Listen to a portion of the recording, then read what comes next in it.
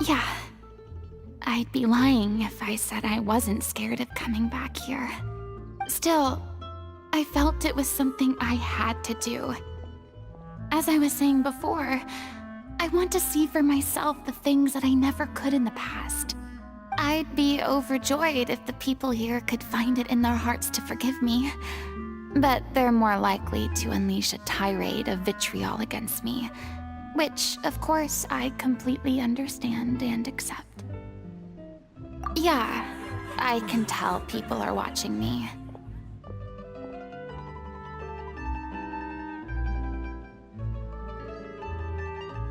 I'm sure some people here see the idea of someone coming to Poisson dressed as the Hydro Archon as extremely disrespectful. I used to be terrified of the gaze of other people, especially when they had suspicion or resentment in their eyes. I guess I wasn't quite ready for this after all. I'm not surprised you're making yourself go through all of this. I can't let myself see only the things I want to see. How would that make me any different from before? Look! There seems to be a crowd gathering over there. Probably time we made a move. How about we check out Spina di Rasula's ship? We should have a view of the whole of Poisson from there.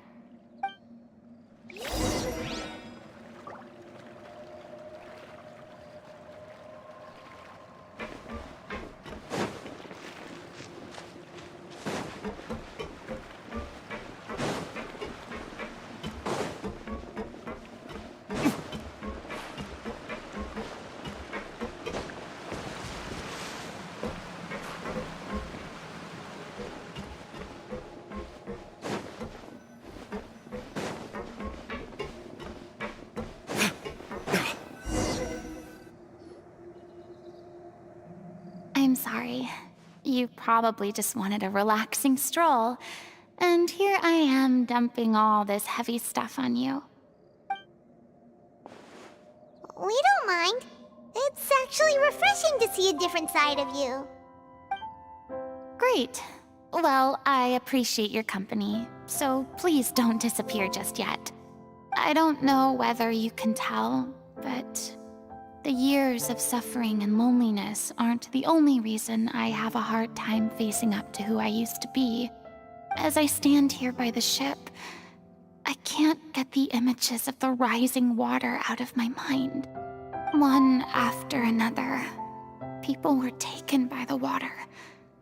All those treasured lives and memories washed out of existence in an instant.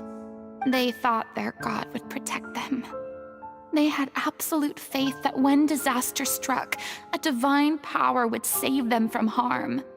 And all the while, I played my part to perfection to convince them that was true.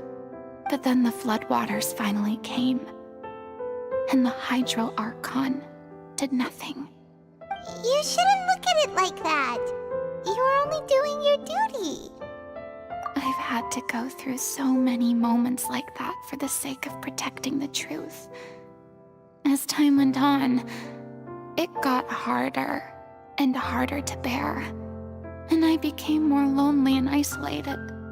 Eventually, I realized I had nothing left except the truth. I became terrified of completely failing in my task, and was haunted by the thought of being left all alone, weeping on my throne. Fortunately, we were able to avoid the worst-case scenario thanks to the help of heroic individuals such as yourselves. Everyone rose to their responsibilities, and I finally regained my freedom. But on some level, freedom also means no longer being needed. I have no further use to people. Paimon would have never imagined you'd see it that way. A reward? I guess so. Back then, I didn't even dare to dream about having someone to confide in. I was scared of someone recognizing me for who I truly was. and exposing a secret I swore to protect. Believe in the Farina you see on stage. She is the one you can trust. I had to keep all my feelings, all my curiosity about life to myself. No one could be allowed to know. That's what I really meant when I said I'm no good at maintaining relationships. So that's where you were coming from. Paimon totally thought you were just a bit of a diva at heart. Could you please get off my case? I don't know what's gotten into you today. I'm making an effort here. You could at least try to do the same.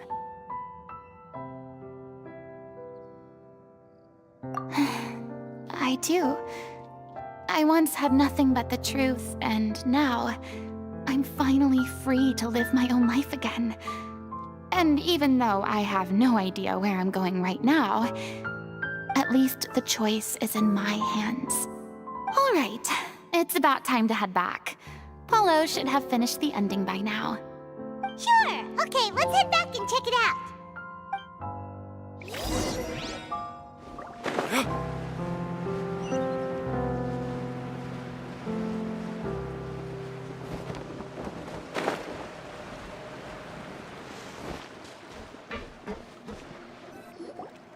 Didn't you say you needed to watch what you eat? You're supposed to be cutting down on fried foods, not wolfing down copious quantities of fish and chips, you know? Come on. It's not every day we get to dine at Spina di Rosula's expense. Can you believe how generous she is? I'm not about to pass on free food. Anyway, my character doesn't need to be slim and good-looking. That's your job. Are you kidding me right now? It's not your character's health I'm worried about, it's yours. I've spent my whole life battling the effects of ill health, and it kills me to watch you willingly ruin yours by filling yourself up with junk all the time. Oh no, looks like they're arguing again.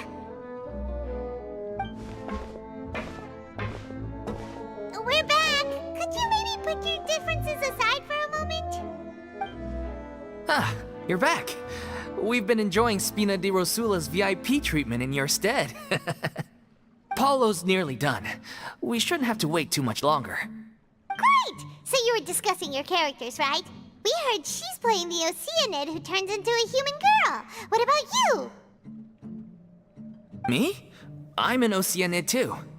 He was originally supposed to take the form of a crane, but he outgrew that role.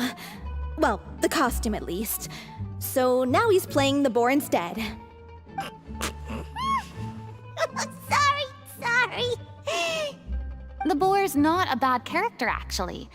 He's the one who raises the little Oceanid, yes? That's right. He has some pretty memorable lines too, like when he imparts some solemn words of wisdom to the little Oceanid. If you become human, you can reveal your secret to no one. You will face suffering and loneliness. Is this truly what you want? Wait, that sounds kind of familiar. It's the most important line in the whole script. I think it's a symbolic statement about our director's life and legacy. She kept quiet about all the trials and tribulations she faced in running our troupe, allowing us to devote ourselves fully to performing.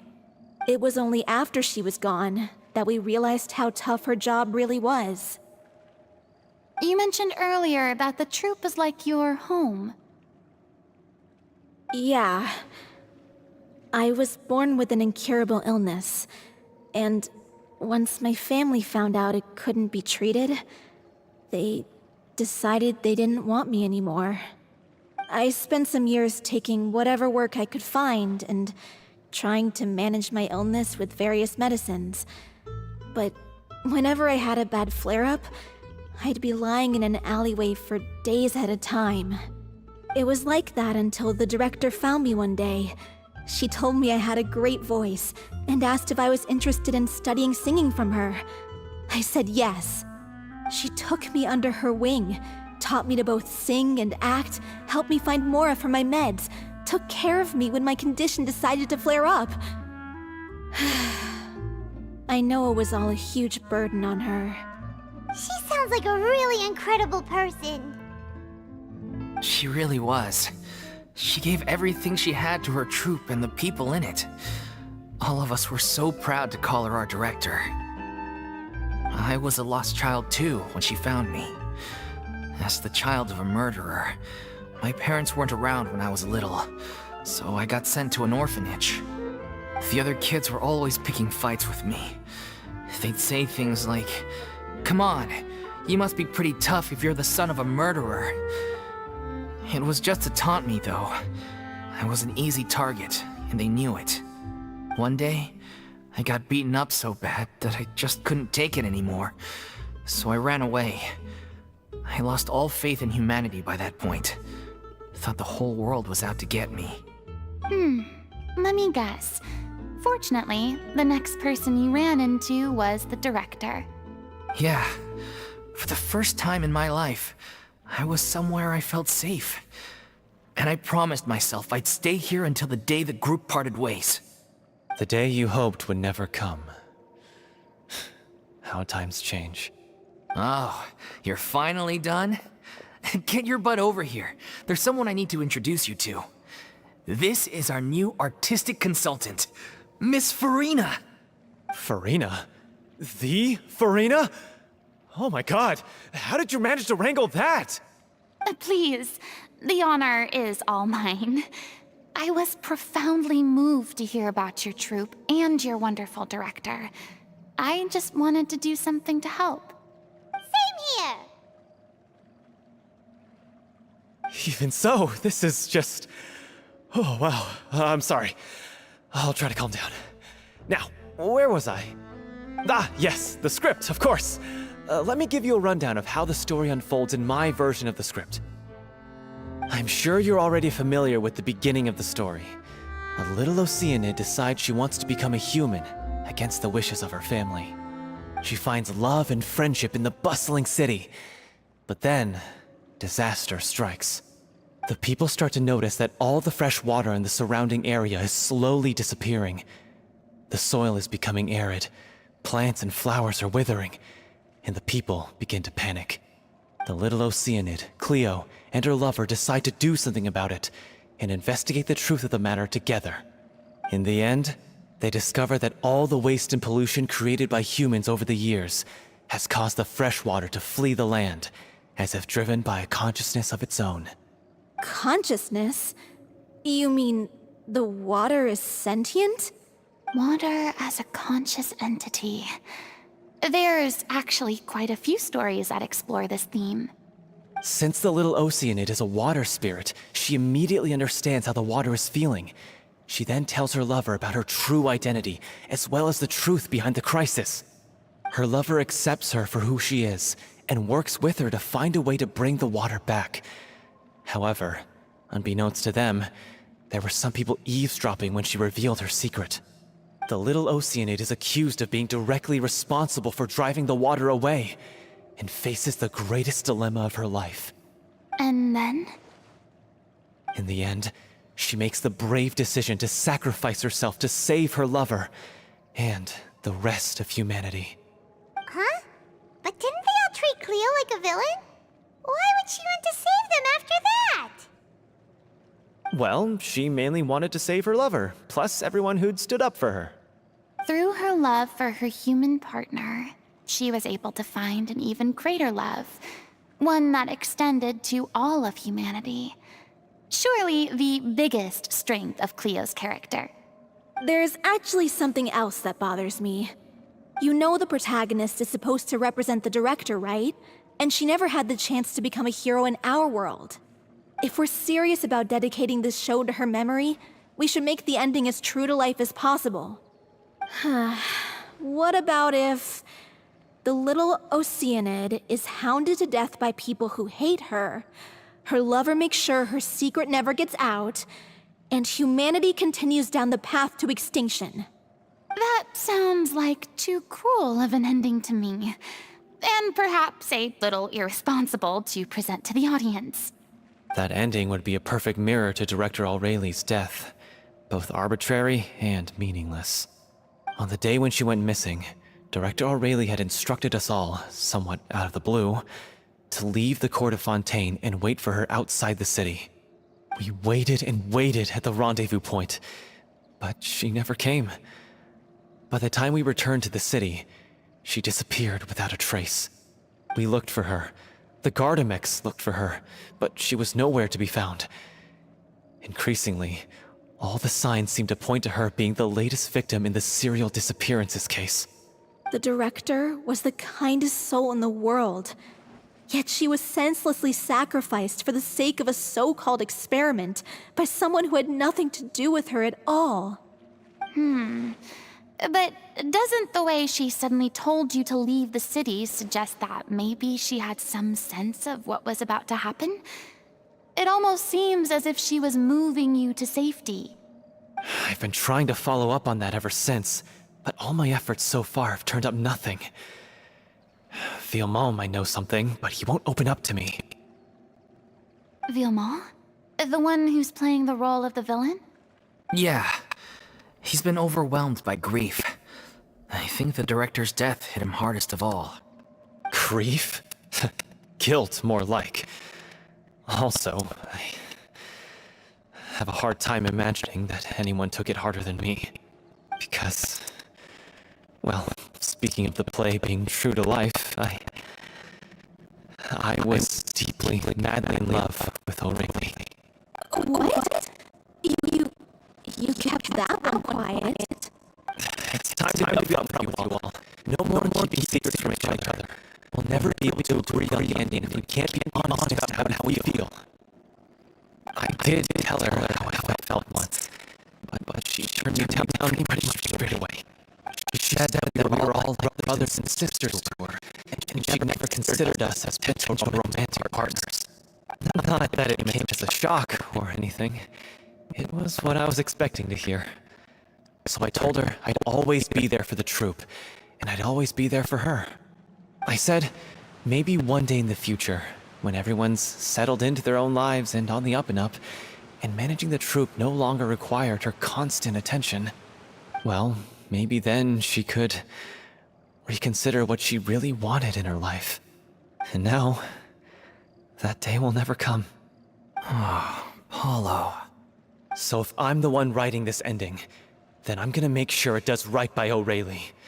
I won't let anyone get in the way of that. In that case, you have to straighten things out with Villemont once and for all, face to face. We've all had our differences of opinion over the ending, but those two have never seen eye to eye on anything. One of them has to compromise if we're ever going to reach a final decision. Well, if that's where we're at, looks like it's time to go visit Villemont. Are you ready to face the truth? Honestly, I'm slightly terrified. But for the sake of our final performance, I'll do whatever it takes. Funny you should ask, though. You really do get what I'm going through right now. I certainly do. Come on, everyone. Allons-y!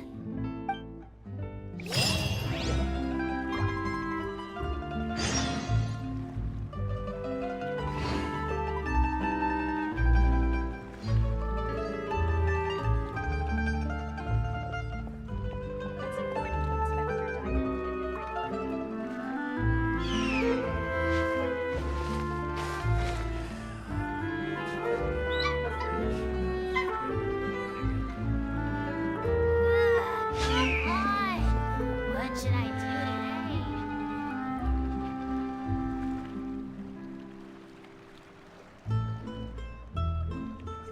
It's important to inspect your diving equipment regularly.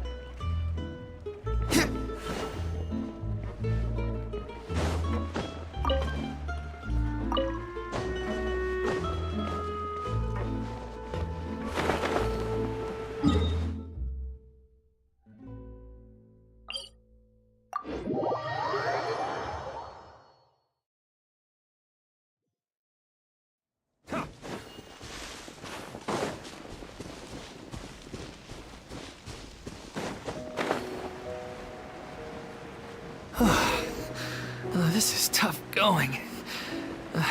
Delphi, are you sure you can manage in your condition? I could ask you the same question. Try to keep up.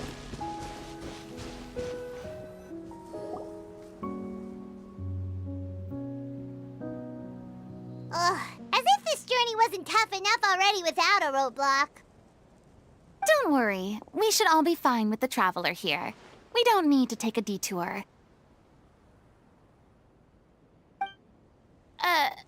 Wait, why are you all looking at me? You're not seriously expecting me to fight, are you? We're just curious, that's all. I don't think anyone's ever seen Farina in a fight before. Yeah, but don't you remember why? The Hydro Archon willingly gave up all her power so it could be converted into Indemnitium. Miss Farina said so herself. Precisely! And I'm not even the Hydro Archon anymore, so all my power is gone anyway. As much as it pains me, unfortunately, I should just stay put. I'm more like a damsel in distress more than anything. That sounded so smug. Ugh, secondhand embarrassment is unbearable. Hey, lay off, all right? My bluff is hanging from a thread here. I'm sorry. I got carried away. Please help us out, would you? Aw, too bad. I was so pumped to feast my eyes on fight mode Farina. Sorry to leave all the heavy lifting to you. Don't worry, piece of cake.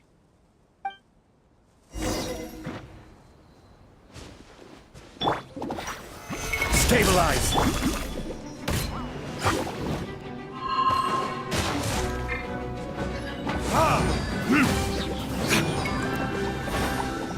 Verdict is...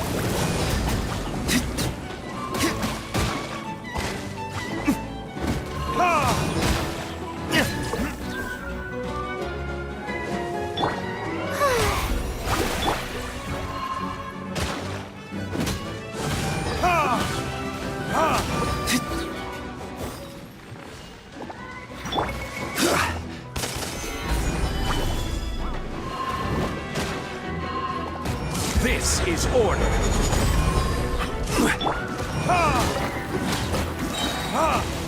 Burn!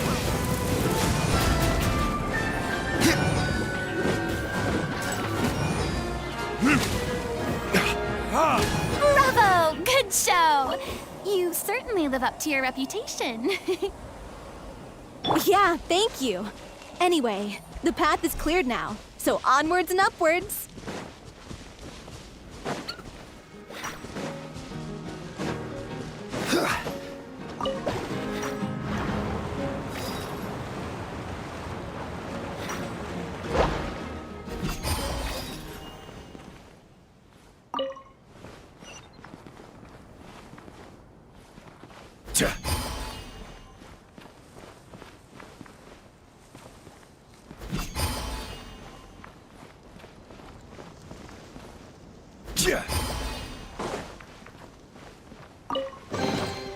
Unsolicited, and all the more valuable for it.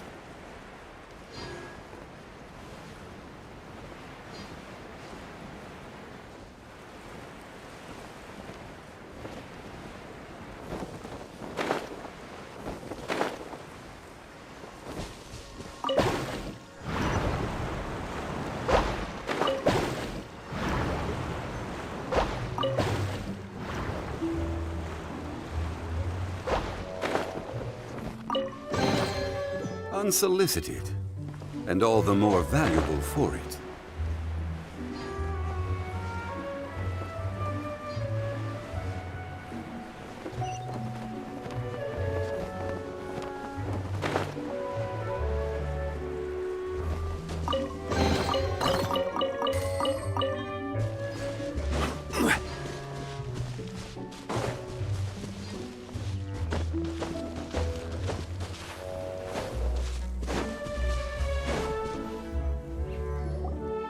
Vilma, are you there? Huh? Oh, it's you guys. Wait, what's Lady Farina doing here? I can explain. We've been rounding up the whole troop. We now have everyone except you. So, you think knowing the truth about the director's disappearance will help you write an ending to the script that pleases everyone? I care just as much as everyone else about making the little Oceanid a success. That's why I wanted to wait until after the show. If I open this can of worms now, I just don't want to make things difficult between us. We're supposed to be a unit when we're on stage. Viamant, avoiding the truth will not help anyone. Unless you mean to suggest that Aurelie's death had something to do with you. I don't want to talk about it. Listen, Viamant. I used to think that my love for Aurelie was a point of shame. I never brought it up to anyone. But now, I've made up my mind to put it all on the table. I'm prepared to face everything, to sacrifice everything for the sake of the show. The little Oceanid cannot be complete unless we do justice to Aurelie on an emotional level. This is why people think of you as not being the smart one. As you all know already, the troupe was kept afloat not from ticket sales, but donations from the audience. Of course, that was nowhere near enough. We took on side jobs when we weren't performing, but even then, the troupe's financial situation was pretty dire. So, anyway, one day after a show, a merchant came to me and offered us a huge sponsorship. In return, we just had to provide the audience with their drinks during performances. It seemed like a win-win, so I said yes to it on the spot without consulting the director. It was only when the merchant came to deliver the goods that I realized the drink in question was synth. Isn't that the drink peddled by the culprit behind the serial disappearances case?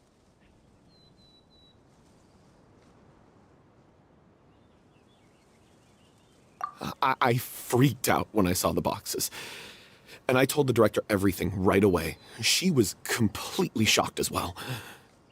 But she didn't reprimand me for making the decision without consulting her. Instead, she contacted the merchant and stated that the troupe could not agree to this collaboration. The merchant was furious, berated us for going back on our word, and threatened to sue us for damages. The amount was astronomical. There was no way we'd be able to pay. And then? I was going to sort it on my own, but the director stopped me. She said that this was an issue for the whole troupe, and it wasn't my fault. But things only got worse from there. The synth merchant just wouldn't let up, and then suddenly the director told us all to leave the city one day. I knew then that things must have reached a boiling point. I admit this whole thing was my mistake. I didn't dare to tell any of you the truth back then, and after the director disappeared, I was even more afraid to say anything.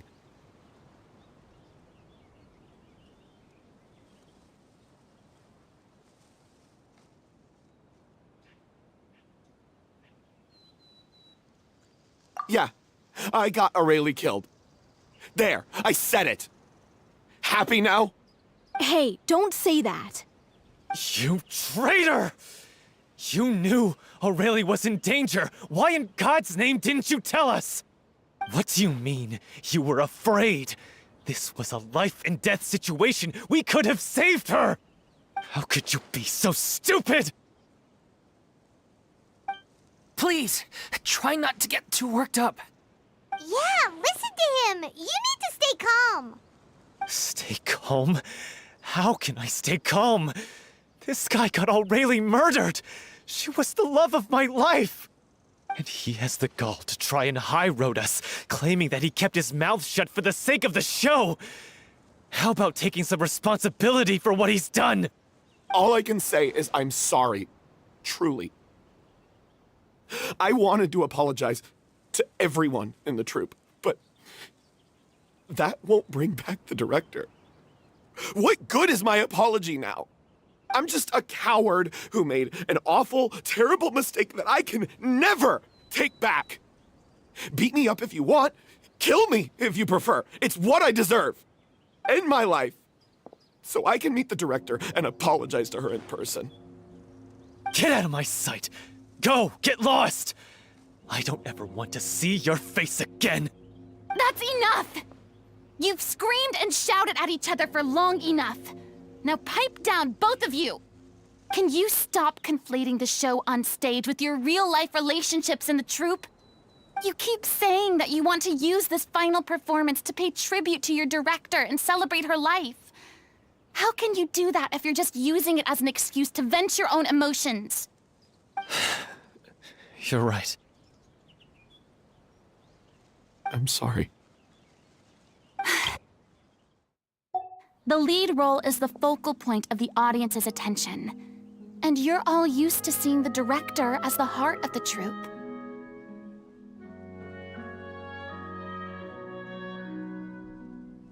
But in her own life, her greatest desire wasn't to be the center of attention. I can tell how much she loved you all, and how much she loved the troupe. What she wanted was to build a warm home for all of her brothers and sisters. To shield you all from the storms that rage in the world outside. That's how you should remember her. And that's what you should be celebrating. I understand why you're trying to make her the hero of the story, but isn't she your hero already? After everything she did for you? Yeah. So think hard about what that means. And then think again about what you hope to achieve by arguing with each other. If you really hate each other and can't reconcile your differences, then you could just call it quits now. Why bother with the final performance if the group is already fractured? But you can't bring yourself to do that, can you? You care too much about Director O'Reilly and the home she built you all to let go. What are you laughing at? I don't see what's so funny. Sorry, I didn't mean it that way. It's just that, for a moment there, it felt like our director was back with us again. If she'd seen Paulo and Vilmont at each other's throats like that, she would have scolded them exactly like you did, in that same stern voice. Really? But she sounded like such a gentle person. Of course she was. Even her harshest lectures came from a place of kindness, and it showed. She really was a truly outstanding person. What you said, it really puts everything into perspective. I'm truly sorry. I really meant for this to be a genuine apology, but I ended up making it all about me and my self-pity. It's all right. Let's save all this for after the performance. So, the ending. What are we gonna do about it? Clearly, everyone needs to take a step back for now and reflect on what really matters. When emotions are running high, things get lost in the fray. The end of the story needs to focus back on O'Reilly herself. She's the true star of the show. What do you mean? The Traveler is right. You once investigated that underwater synth base and recovered items belonging to the victims. If you could find anything that O'Reilly left behind, perhaps we can get a better sense of what she went through in her final days. You really think that's possible? I trust that nobody would object to the ending of the story being based on O'Reilly's true feelings. No. Well, we'll leave this in your capable hands. Come, let's pay a visit to the Palais Marmonia. The rest of you, head back to the rehearsal location for now and wait for our good news.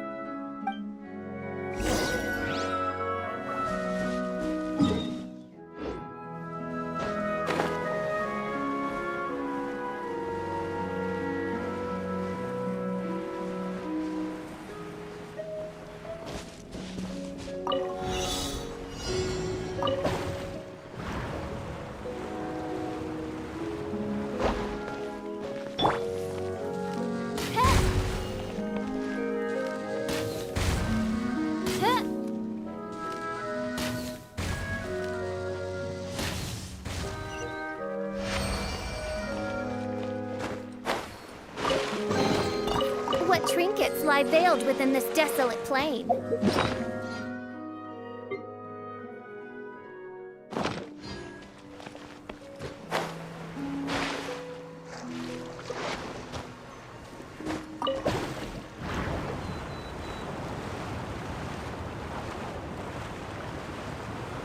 Huh?